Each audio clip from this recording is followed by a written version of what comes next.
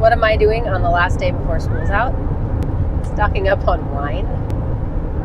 I gotta stock up for the summer. I used to work for a wine distributor back when I was studying for my wine and spirits educational trust certifications. I have an advanced certification, which was intended to actually go into the wine industry, but that actually didn't end up happening, that part. I worked for a distributor, and then I worked at a local high-end grocery store in the wine department, which is actually where I met my husband. My main problem is that I have Grand Cru Burgundy taste on a boxed wine budget. We are a one-income household. We like to eat well. My husband was a chef, like a professional, real chef.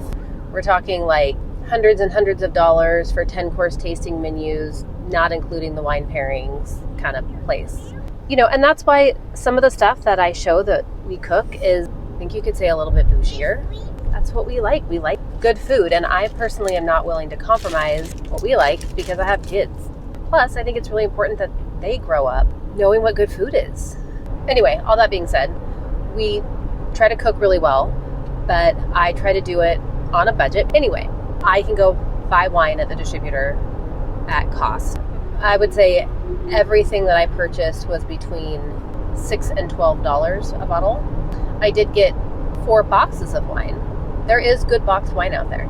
It's a thing. I was editing my video. I had a whole story and it had no sound.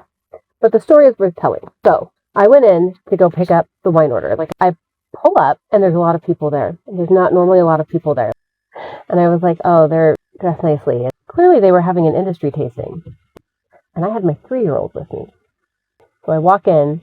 Everybody's speaking Italian. Not only was it an industry tasting, but they actually had a winemaker from Italy, like a whole team there. And I'm there with a 3-year-old in a watermelon dress. So we stand there for a second, and people are definitely giving me dirty looks. Because who wants a 3-year-old at a wine tasting? I don't. And finally, like, she was being so good. And so some of the women were like, oh, future wine drinker. And like, she started getting a little fidgety. And I was like, oh my gosh, please just let her make it. Please just let her make it. She did. But it was so dang awkward. It was like stepping back in time into a world that I definitely used to live in, but I no longer live in.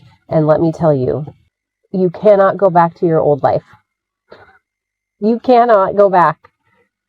And if you do, you can't bring your 3-year-old.